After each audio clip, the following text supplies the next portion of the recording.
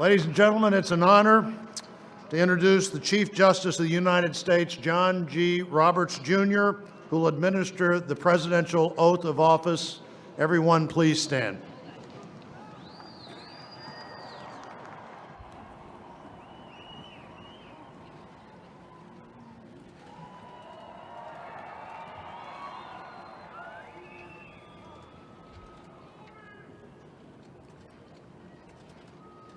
Please raise your right hand and repeat after me. I, Donald John Trump, do solemnly swear. I, Donald John Trump, do solemnly swear that I will faithfully execute that I will faithfully execute the office of President of the United States the office of President of the United States and will, to the best of my ability, preserve, protect, and defend the Constitution of the United States. The Constitution of the United States. So help me God. So help me God. Congratulations.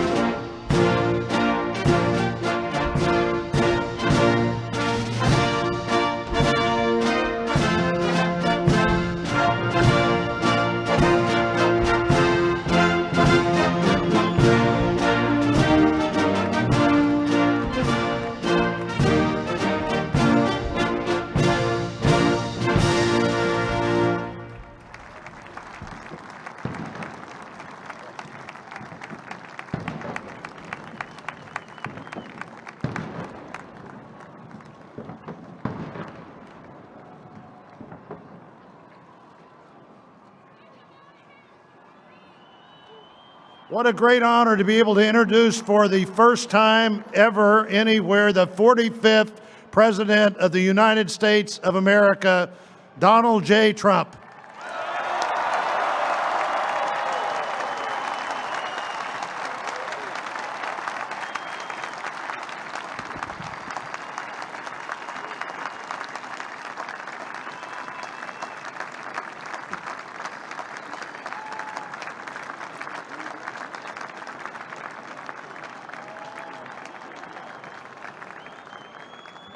Chief Justice Roberts, President Carter, President Clinton, President Bush, President Obama, fellow Americans, and people of the world, thank you.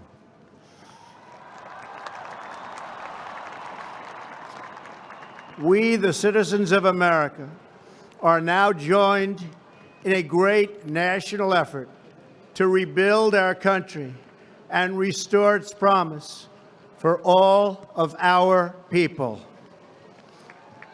Together, we will determine the course of America and the world for many, many years to come. We will face challenges. We will confront hardships, but we will get the job done. Every 4 years, we gather on these steps to carry out the orderly and peaceful transfer of power. And we are grateful to President Obama and First Lady Michelle Obama for their gracious aid throughout this transition. They have been magnificent. Thank you.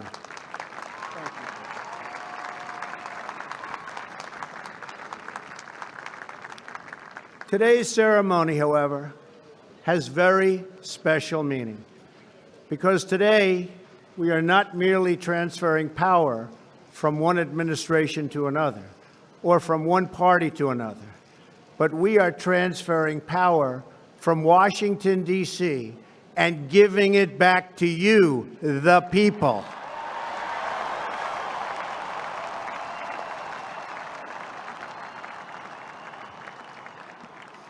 For too long, a small group in our nation's capital has reaped the rewards of government while the people have borne the cost. Washington flourished, but the people did not share in its wealth. Politicians prospered, but the jobs left and the factories closed. The establishment protected itself, but not the citizens of our country. Their victories have not been your victories. Their triumphs have not been your triumphs. And while they celebrated in our nation's capital, there was little to celebrate for struggling families all across our land.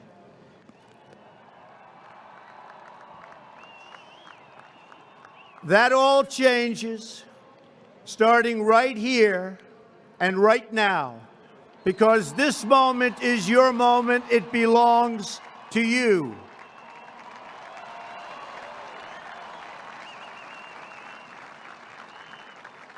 It belongs to everyone gathered here today and everyone watching all across America. This is your day. This is your celebration. And this, the United States of America, is your country.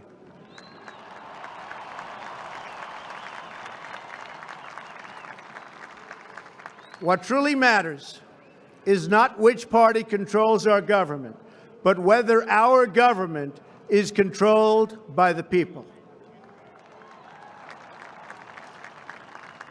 January 20th, 2017 will be remembered as the day the people became the rulers of this nation again.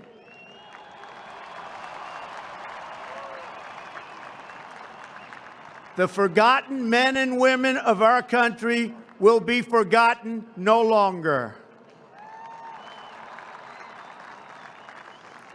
Everyone is listening to you now. You came by the tens of millions to become part of a historic movement, the likes of which the world has never seen before.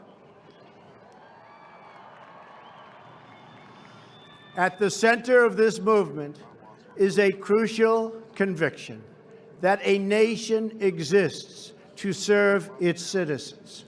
Americans want great schools for their children, safe neighborhoods for their families, and good jobs for themselves. These are just and reasonable demands of righteous people and a righteous public. But for too many of our citizens, a different reality exists. Mothers and children trapped in poverty in our inner cities, rusted out factories scattered like tombstones across the landscape of our nation, an education system flush with cash, but which leaves our young and beautiful students deprived of all knowledge. And the crime, and the gangs, and the drugs that have stolen too many lives and robbed our country of so much unrealized potential. This American carnage stops right here and stops right now.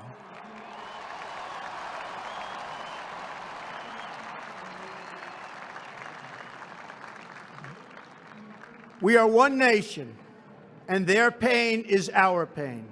Their dreams are our dreams, and their success will be our success. We share one heart, one home, and one glorious destiny. The oath of office I take today is an oath of allegiance to all Americans.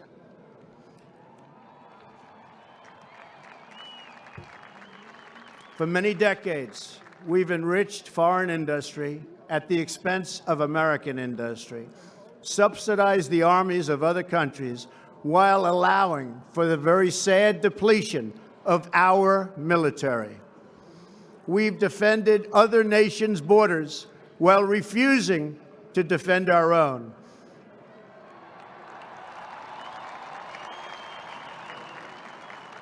And spent trillions and trillions of dollars overseas while America's infrastructure has fallen into disrepair and decay. We've made other countries rich, while the wealth, strength, and confidence of our country has dissipated over the horizon. One by one, the factories shuttered and left our shores, with not even a thought about the millions and millions of American workers that were left behind. The wealth of our middle class has been ripped from their homes and then redistributed all across the world. But that is the past, and now we are looking only to the future.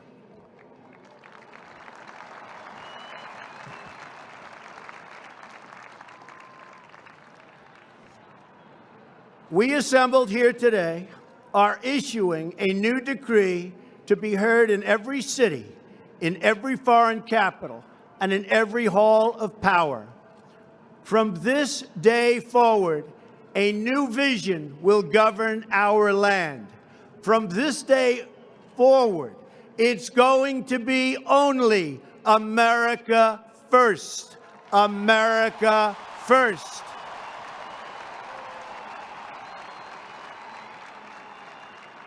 Every decision on trade, on taxes, on immigration, on foreign affairs will be made to benefit American workers and American families. We must protect our borders from the ravages of other countries making our products, stealing our companies, and destroying our jobs.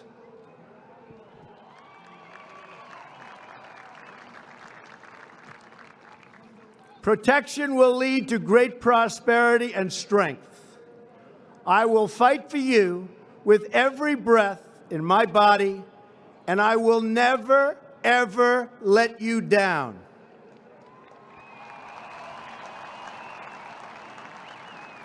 America will start winning again, winning like never before. We will bring back our jobs. We will bring back our borders. We will bring back our wealth. And we will bring back our dreams.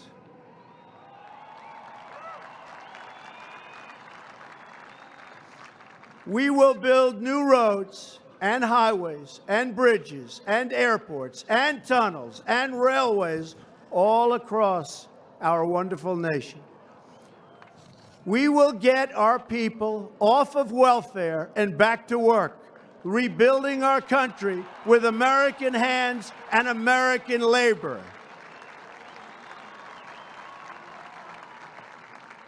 We will follow two simple rules: buy American and hire American. We will seek friendship and goodwill with the nations of the world, but we do so with the understanding that it is the right of all nations to put their own interests first. We do not seek to impose our way of life on anyone, but rather to let it shine as an example. We will shine for everyone to follow. We will reinforce old alliances and form new ones, and unite the civilized world against radical Islamic terrorism, which we will eradicate completely from the face of the earth.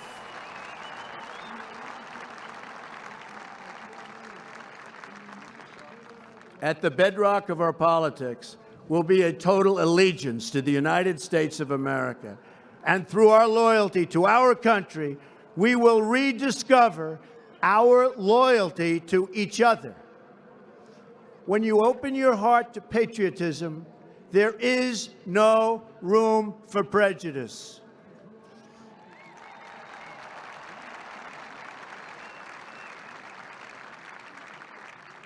The Bible tells us how good and pleasant it is when God's people live together in unity. We must speak our minds openly, debate our disagreements honestly, but always pursue solidarity. When America is united, America is totally unstoppable.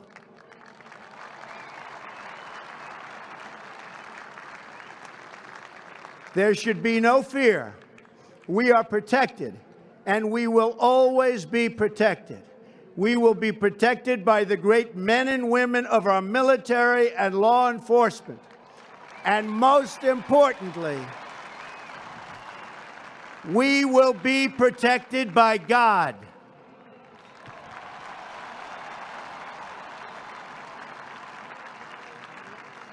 Finally, we must think big and dream even bigger. In America, we understand that a nation is only living as long as it is striving. We will no longer accept politicians who are all talk and no action, constantly complaining but never doing anything about it.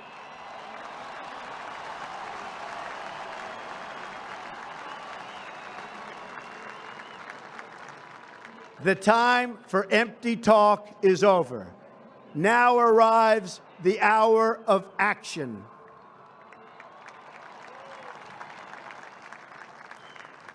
Do not allow anyone to tell you that it cannot be done.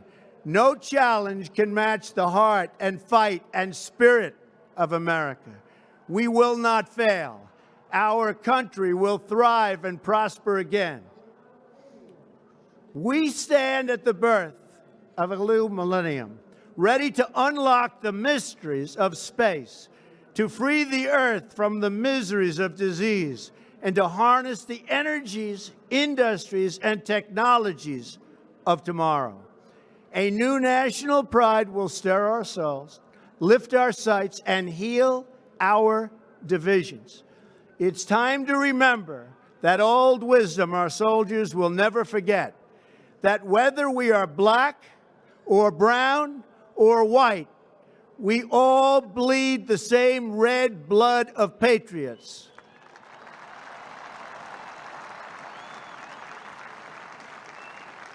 We all enjoy the same glorious freedoms, and we all salute the same great American flag.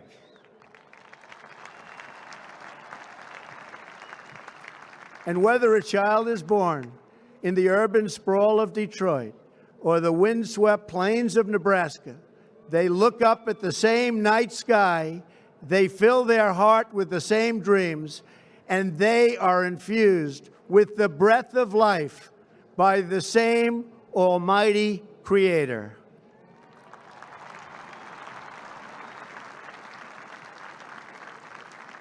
So to all Americans in every city, near and far, small and large, from mountain to mountain, from ocean to ocean, hear these words: you will never be ignored again.